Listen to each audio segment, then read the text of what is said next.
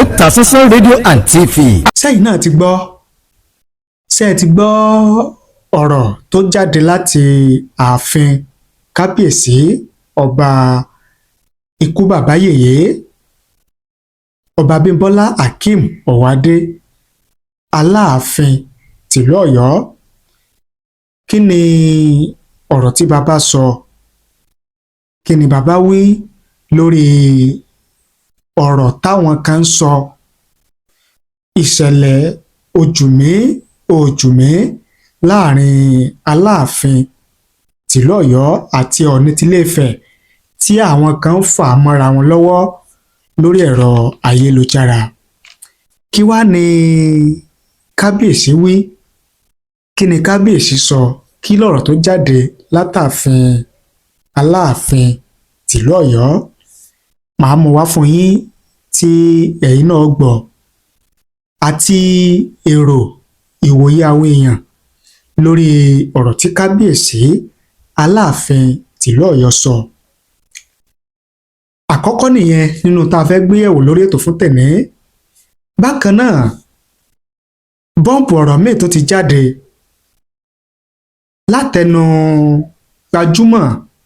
gbajúgbajà olórin fújì, ẹni tí gbogbo ayé ti mọ̀ bí ẹni mowó náà ni, ìyẹn Alhaji Wasiu Ayinde K1 the ultimate, máyégún gbogbo ilẹ̀ Yorùbá àti olórí ọmọọba kilẹ̀ tìlú Ìjẹ̀bú. Kí ni bọ́ǹbù ọ̀rọ̀ míì tó jáde látẹnu K1 the ultimate? Aáwọ̀ tí àwọn èèyàn sọ wípé ó wà láàrin K1 the ultimate àti General Kollington Àyìnlá Bàbá Kébé Kwara. Kí ni èrò àti ìwòye àwọn èèyàn lórí ọ̀rọ̀ tí K1 the ultimate lórí ọ̀rọ̀ tó sọ? Màá mú wá fún yín tí mo sì fẹ́ kẹ́ ẹ farabalẹ̀ kẹ́ ẹ jẹ́ ká jọ gbọ́ láti bẹ̀rẹ̀ títí dé parí. Ṣùgbọ́n kí n tó tẹ̀síwájú, ẹ jẹ́ kí n dókè lọ́hùn-ún ká wò ó ká gbọ́n tí wọ́n ní fún wa. Tá a bá wá padà dé, ká wá tú pẹ̀rẹ̀pẹ̀rẹ̀ ọ̀rọ̀ gẹ́gẹ́ bí ṣe wà lórí ètò. Ẹ má tíì lọ o, mo sì wà lórí ètò, mo ń padà bọ̀.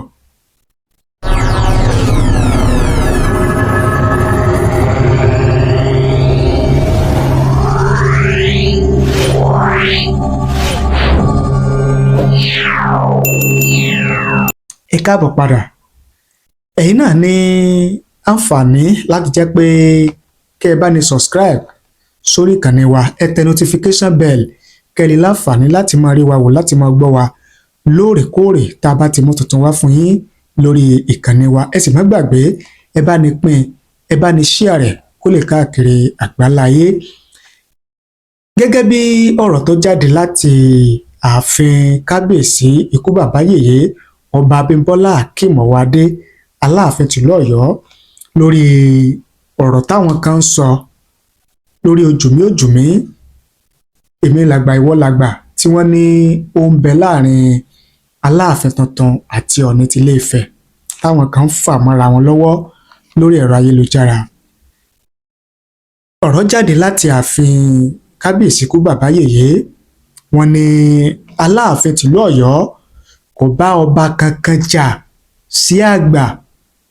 Ọ̀rọ̀ táwọn kan wá ń gbé lórí ẹ̀rọ ayélujára wípé Aláàfin ni olórí aládé ilẹ̀ Yorùbá, Ọọ̀ni ni olórí aládé ilẹ̀ Yorùbá, ẹnìkan sí olórí aládé ilẹ̀ Yorùbá. Àwọn ò lọ́wọ́ sí i, àwọn ò sì bá ọba kankan jà ságbà, àwọn ò sì rán ẹnìkankan láti máa bá wọn jà ságbà lórí ẹ̀rọ ayélujára. Gẹ́gẹ́ bí ọ̀rọ̀ tí kábíyèsí ikú bàbá yèyé ọba Abímbọ́lá Hakeem Ọ̀wádé Aláàfin tìlú Ọ̀yọ́, gẹ́gẹ́ bí ọ̀rọ̀ tí wọ́n sọ nìyẹn. Bákan náà, Oní kábíyèsí mẹ́nuba ètò tí Awikonko tó ṣe lórí ẹ̀rọ ayélujára tó fi sọ wípé kábíyèsí Aláàfin tìlú Ọ̀yọ́ pé wọ́n na ẹni tí í ṣe bàbá ọba Ọ̀yọ́túnjí ní ìlú Amẹ́ríkà, ìyẹn bàbá tó bí ọba ìlú Ọ̀yọ́túnjí lórílẹ̀‐èdè Amẹ́ríkà. lẹ́yìn tí Aláàfin náà tán, wọ́n tún pe ọlọ́pàá láti lọ mú ẹni tí í ṣe driver bàbá ọba ìlú Ọ̀yọ́ tó jí. Gẹ́gẹ́ bí àlàyé tí ó wá jáde láti ààfin ikú bàbá yèyé ọba Abímbọ́lá Akeem Ọwọ́adé Aláàfin tìlú Ọ̀yọ́ ni wípé irọ́ pátápátá tí kò sẹ́rìí fún òun ni ọ̀rọ̀ tí Awikonko sọ lórí ẹ̀rọ ayélujára, wípé irọ́ pátápátá pé ni Awikonko wí. Nígbà tí Aláàfin ń ṣàlàyé, wọ́n ní ṣé àwọn táwọn ṣẹ̀ṣẹ̀ gorí àpèrè tí àwọn èèyàn wá ń kí àwọn kú oríire, ṣé ni àwọn ó tún wá mọ́ ẹni tó wá kí àwọn fún ti oríire bíbọ́ sórí ìtẹ́ bàbá àwọn. Pé gbogbo ọ̀rọ̀ tí Awikonko ń sọ yẹn o, irọ́ pátá tí kò sí òótọ́ olókan bẹ̀ ni, tí kò sì sẹ́rìí tí Awikonko fi lè pe ọ̀rọ̀ rẹ̀ lẹ́sẹ̀. Kábíyèsí wa rọ ní kó wáyé pé ká má ṣe ka ọ̀rọ̀ tí Awikonko ń sọ, ká má ṣe ka ọ̀rọ̀ rẹ̀ sí, torí pé ògidì irọ́ òun ni ọ̀rọ̀ tí ń jáde lẹ́nu Awikonko, gẹ́gẹ́ bí ó ṣe jáde láti ààfin Aláàfin ikú bàbá yèyé Aláàfin tìlú Ọ̀yọ́, òun la mú wá fún yín yẹn. Kí wá ní èrò àti ìwòye àwọn èèyàn lórí ọ̀rọ̀ tó jáde láti ààfin kábíyèsí yẹn ikú bàbá yèyé? Ẹ jẹ́ ká mú wá fún yín kí n tó wá lọ sí orí ọ̀rọ̀ interview tí àgbálẹ̀tù tó ṣe fún K1 The Ultimate láìpẹ́ yìí. Ṣùgbọ́n jẹ́ n kọ́kọ́ mú èrò àwọn èèyàn lórí ọ̀rọ̀ kábíyèsí Aláàfin tìlú Ọ̀yọ́ wá fún yín ká jọ gbọ́. Gẹ́gẹ́ bí Adémóyè Haruna Adégòkè bí wọ́n ti fi síta, wọ́n ní Yorùbá ti kó ẹran pọ̀ mérò, ọ̀pọ̀lọpọ̀ wọn ń wá ìṣubú àwa ọmọ káàárọ̀ oòjíire ni, ṣùgbọ́n Ọlọ́run kò ní í gbà fún wọn, àmín o. Àkànjí Ẹlẹ́wà, àwọn ní God bless you more kábíyèsí ọba aládé àtàtà, ẹnu tí wọ́n sọ tiwọn nìyẹn. Ọlátúnjí, àwọn ní I like your opinion sir, more knowledge to you kábíyèsí, ìgbà ọdún kan ni o. Gẹ́gẹ́ bí ọ̀rọ̀ Ọlátúnjí tiwọn nìyẹn. Títílayọ̀ Aníbàbá, àwọn ní kádé pẹ́ lórí kí bàtà pẹ́ lẹ́sẹ̀ kí ìrùkẹ̀rẹ̀ kó di ọ̀kìnni. Ẹ káre kábíyèsí, dànsákì yín o, ẹ kú ọgbọ́n àgbà. Àwọn dàrúdàpọ̀ ni wọ́n ń sọ ìsọkúsọ, ṣùgbọ́n gbogbo èrò àti ète wọn láti dá aáwọ̀ àti rúgúdù sílẹ̀ láàrin àwọn ọba aládé wa ilẹ̀ Yorùbá, Ọlọ́run kò ní fún wọn ṣe o. Gẹ́gẹ́ bí ọ̀rọ̀ Títílayọ̀ Aníbàbá nìyẹn. Agboola Adédèjì, àwọn ní kábíyèsí o, kẹ́ ẹ pẹ́ lórí ìtẹ́ àwọn baba ńlá yín. Àwọn ẹranko tí wọ́n fi awọ èèyàn bora ni wọ́n ń dá wàhálà sílẹ̀. Lágbára Ọlọ́run, eku á máa ké bí eku, ẹyẹ á máa ké bí ẹyẹ, ọmọ ènìyàn ó sì máa fọ̀n bí ọmọ ènìyàn lásìkò yín bàbá, kẹ́ ẹ pẹ́ o.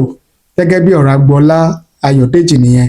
Alhaji Ganiyu Ahmed, àwọn ní Aláàfin Ọwọ́adé, Ọlọ́run á kún yín lọ́wọ́ o, pẹ̀lú bí ẹ̀yin ti ṣe sọ pé ẹ̀yin kò bá ọba aládé kankan jà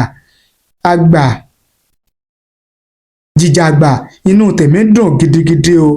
Àwọn Fúlàní tí wọ́n ń pa wá lẹ́yọ kọ̀ọ̀kan ó tó ìrònú fún wa ju ká mọ́ jà sí àgbà lọ o. Ọ̀rọ̀ àwọn Fúlàní tí wọ́n ń pa wá yìí oníkẹ́ bá ní mójútó. Gẹ́gẹ́ bí Alhaji Ganiyu Ahmed bí wọ́n ti sọ tiwọn nìyẹn. Abọ́dúnrin Nurudeen Adéwálé, àwọn ní wọ́n tún ti dé o. Àwọn ọ̀bàyéjẹ́ ènìyàn tí wọ́n wá ṣubú ilẹ̀ Yorùbá, Ọlọ́run kò ní fún yín ṣe. Gẹ́gẹ́ bí ọ̀rọ̀ Abọ́dúnrin tiwọn nìyẹn. Agboola Ọlátókẹ́, àwọn ní kò ní bàjẹ́ fún yín kábíyèsí, kí adé pẹ́ lórí o. Àwọn ọ̀tá Yorùbá ni wọ́n ń fẹnu wọn gbolẹ̀ kiri. Abdulfatah Abduljalil, àwọn ní ẹ ṣé kábíyèsí fún àlàyé tẹ́ ẹ ṣe o. Túnjí Àjàyí, àwọn ní ọba gidi sọ wọ́n, kádé pẹ́ lórí yín o, kí ìrùkẹ̀rẹ̀ kó pẹ́ lọ́wọ́ kánrin kéṣe. Àṣì Ìsọ́líù Ògúngbilé, àwọn ní ẹ ṣeun o bàbá, bàbá dáadáa la mọ̀ yín sí, ẹ máa pẹ́ lórí ìtẹ́ àwọn baba ńlá yín o lágbára Ọlọ́run. Oríṣiríṣi èrò òun náà ni àwọn èèyàn tí ń fi ń ṣọwọ́ sí wa tí ẹ̀yin náà ti rí yẹn. Èèkàn tún rárí wọlé Moses Lánrewájú Ọláyẹmí, àwọn ní ààrẹ Almaroof ni ó fẹ́ dá wàhálà sílẹ̀, ẹ kìlọ̀ fún ààrẹ Almaroof dáadáa àti Awikonko. Gẹ́gẹ́ bí wọ́n ṣe sọ tiwọn nìyẹn. Òun náà ni ẹ ti gbọ́ tí a ti mú wá fún yín yẹn gẹ́gẹ́ bí èrò àti ìwòye àwọn èèyàn lórí ọ̀rọ̀ tí kábíyèsí Aláàfin tìlú Ọ̀yọ́ tó sọ wípé òun ò bá ọba kankan jìjà àgbà torí pé ìdàgbàsókè ìlú Ọ̀yọ́ ilẹ̀ Yorùbá ò ní ó múmú láyé òun lásìkò tá a wà yìí, ìyẹn lẹ́ abala tibẹ̀ yẹn. Ẹ wá jẹ́ kí n lọ sí orí ìfọ̀rọ̀wérọ̀ tí pèdèpèdè agbóhùnsáfẹ́fẹ́ Délé Adéyanjú tí ó ṣe pẹ̀lú àgbọ̀nkọrin K1 The Ultimate lẹ́nu ọjọ́ mẹ́ta yìí tó ń jà rìnrìn lórí ẹ̀rọ ayélujára. Ohun tí àwọn èèyàn wá ń sọ̀rọ̀ lé lórí jù lórí ọ̀rọ̀ tí K1 The Ultimate sọ òun ni wípé àwọn èèyàn ń sọ wípé òun ń bínú, òun bá bàbá General Kollington Àyìnlá jà. K1 The Ultimate ó ní ṣé kò tó bẹ́ẹ̀ ni tóun bá ń bínú sí bàbá General Kollington Àyìnlá, ṣé kò tó bẹ́ẹ̀ kóun ó bínú sí General Kollington Àyìnlá ni? Tóun bá sì ń bínú òun nídìí tóun fi ń bínú. Ó mú wá bí àpẹẹrẹ, ó nígbà tí ìyá General Kollington Àyìnlá tí ó dolóògbé tí bàbá ń ṣe ẹ̀yẹ ìkẹyìn fún ìyá wọn, ó ní gbogbo nǹkan tóun ní lòun fi dúró ti General Kollington Àyìnlá. Ṣé ti ìnáwó náírà ni pò ń dúró? Ṣé ti pé èèyàn dúró tí èèyàn ní nípa pípalẹ̀mọ́? Òun sáré pé ayẹyẹ ẹ̀yẹ ìkẹyìn òkú ìyá General Kollington Àyìnlá pé gbogbo tóun ní lòun ná lòun lò láti jẹ́ pé kó yẹ General Kollington Àyìnlá, towó tàsìkò tágbára àti gbogbo nǹkan ní òun lòun ná sí. Onígbà tí ìyá tòun wá kú, ṣé ó wá yẹ kí General Kollington Àyìnlá kán mọ́ lè wá kí òun, kí wọ́n mọ́ lè wá bóun ṣe ẹ̀yẹ ìkẹyìn fún ìyá tó bí lọ́mọ pẹ̀lú adúrú gbogbo tí òun ṣe fún wọn nígbà tí ìyá tí wọ́n kú. Ọ̀rọ̀ yìí ni àwọn èèyàn ti wá ń gbàbẹ́ ní gbàgbọ́ ọtí lórí ẹ̀rọ ayélujára torí pé K1 The Ultimate ó ní nǹkan kan tóun fi ń bínú táwọn èèyàn fi rò wípé báyá òun yájú sí K1 The Ultimate rẹ̀, táwọn èèyàn fi wò pé báyá òun yájú sí General Kollington Àyìnlá nìyẹn. Ẹ wá jẹ́ ká wo èrò àti ìwòye àwọn èèyàn, ohun tí wọ́n ń sọ tí wọ́n ń wí lórí ọ̀rọ̀ tí K1 The Ultimate lórí ọ̀rọ̀ tó sọ. Ẹ má gbàgbé pé mo máa ń ní èrò kí pápọ̀, ìwòye kí pápọ̀. Oníkálukú ló lẹ́tọ̀ọ́ láti fi èrò àti ìwòye tiẹ̀ hàn lórí ọ̀rọ̀ tàbí ìṣẹ̀lẹ̀ tó bá ń ṣẹlẹ̀ láwùjọ. Ìdí rèé tí màá fi mú èrò àti ìwòye àwọn èèyàn tí màá fi mú wá fún yín gẹ́gẹ́ bí ohun tí wọ́n ń wí, ohun tí wọ́n ń sọ lórí ọ̀rọ̀ tí K1 The Ultimate lórí ọ̀rọ̀ tó sọ. Tọ́lá Ọláríbigbé àwọn ní I appreciate that he addressed nearly all of our key questions. K1 submission on Alhaji Ayinla Kollington aligns perfectly with my own perspective. Hopefully, he will consider making amendments. Abiola Akande àwọn ní don't you hear he said he never called him. Wọlé Olúwaṣẹ̀san àwọn wá ní let's assume he called. Did Kollington did a follow-up after call? By virtue of his position, he is not supposed to go and visit him? Question. Baba did not do well considering how K1 stood by him during his difficult time. Gẹ́gẹ́ bí Wọlé Olúwaṣẹ̀san ti sọ tiwọn nìyẹn. Samsudeen Raji àwọn ní King Kollington Àyìnlá was not wrong to have stayed away. The man was just being careful. How does a senior colleague call a junior for weeks with even text message and the person will not reply. K1 was setting up General Kollington Ayinla for disgrace in Ijebu Ode, and Baba Ayinla sensed it. Kollington reveals to Ganusi it was that simple. Anybody blaming Kollington is just being farcical. Gẹ́gẹ́ bí ọ̀rọ̀ Samsudeen Raji nìyẹn. Abẹ́gúndé ọmọ Ìgbàláyé àwọn ní how can Kollington call you and you ignore his calls? For somebody that knows you and what you can do, it is better he stay in his house. Don't come here and wipe up sentiments. Tell us why didn't you pick his call first? Okay, gẹ́gẹ́ bí Abẹ́gúndé ọmọ Ìgbàláyé bí wọ́n ṣe sọ tiwọn nìyẹn. Abíọ́dún Ọlátúnjí àwọn ní with this issue of your mother's demise, I would have loved if Alhaji Kollington Ayinla could come and sympathize with you. You did a lot during his own. As a man of God, I will want you to please forget about it and continue as before. God has made you and he has placed you high. Forget and forgive. Gẹ́gẹ́ bí ọ̀rọ̀ Abíọ́dún Adétúnjí nìyẹn. King Atayese Orlando ọ̀rẹ́ àwọn ní kí ló dé tó jẹ́ pásìkò sìn lẹ tó wá jáde sọ̀rọ̀. Don't you think that is too far? Gẹ́gẹ́ bí ọ̀rọ̀ King Atayese ní tiwọn nìyẹn. Master Olúwaṣèyí Fúnmitán àwọn ní still yet the gesture shows K1 has little or no respect for Kollington Ayinla. Gẹ́gẹ́ bí èrò àti ìwòye àwọn èèyàn tí wọ́n fi ránṣẹ́ lórí interview eléyìí tí K1 the ultimate tí ó ṣẹ̀ṣẹ̀ ṣe pẹ̀lú Àgbàlẹ́tù òun náà ni ẹ ti gbọ́ tí a mú wá fún yín yẹn. Èrò àti ìwòye tí wọ́n ni wọ́n fi ṣọwọ́ tí wa.